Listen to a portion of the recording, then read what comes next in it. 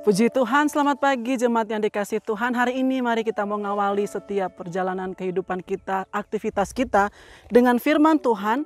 Dalam Habakuk 2 ayatnya yang keempat berbunyi demikian. Sesungguhnya orang yang membusungkan dada tidak lurus hatinya, tetapi orang yang benar itu akan hidup oleh percayanya. Tulisan ini ditulis oleh seorang nabi yang bernama Habakuk. Habakuk artinya bergumul atau memeluk. Sebelumnya ada ayat-ayat bagaimana Habakuk berdialog dengan Tuhan seolah-olah ada satu protes yang dia sampaikan. Kenapa yang dia lihat adalah sesuatu yang namanya penindasan. Keadaan umat Tuhan pada saat itu adalah keadaan yang tertekan. Sehingga ada hal-hal yang dia sampaikan, yang dia naikkan kepada Tuhan. Dan seolah-olah dari doa yang dia sampaikan kepada Tuhan, jawabannya tidak sesuai dengan apa yang dia harapkan. Kadangkala juga dalam hidup kita demikian, apa yang kita minta kepada Tuhan belum tentu Tuhan berikan karena Tuhan tahu jawaban mana yang paling kita butuhkan. Dan pada akhirnya Habakuk boleh mengerti apa yang menjadi maunya Tuhan sehingga dia boleh sampaikan seperti dalam Habakuk 2 ayat 4 ini. Apa sih yang Habakuk sampaikan? Ada dua hal. Sesungguhnya orang yang membusungkan dada tidak lurus hatinya.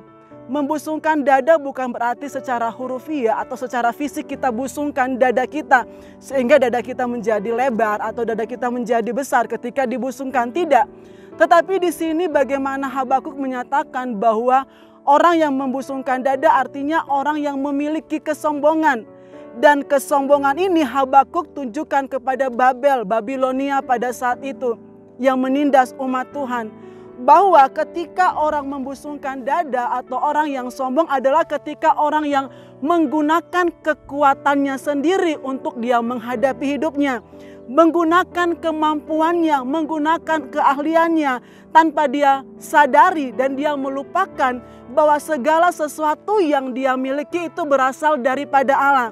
Ya, jadi ada dua karakter. Yang pertama karakter yang sombong, kemudian yang kedua dikatakan tetapi orang yang benar itu akan hidup oleh percayanya. Orang benar di sini adalah orang yang kebalikan daripada orang yang sombong atau orang yang membusungkan dada yang ditujukan kepada orang Babel atau Babilonia pada saat itu.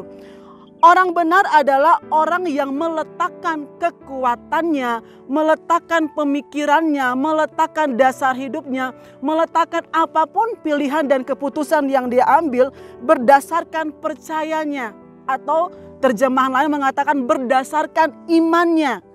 Orang benar meletakkan iman dan percayanya kepada siapa? Dalam kitab Yohanes pasalnya yang ke-20, firman Tuhan mengatakan Yohanes 20 ayat yang ke-31.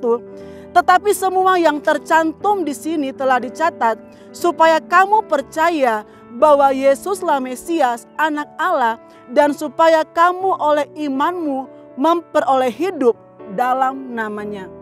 Ketika kita memilih karakter yang kedua seperti yang dipaparkan oleh Habakuk, bahwa orang yang benar itu dia hidup berdasarkan percayanya.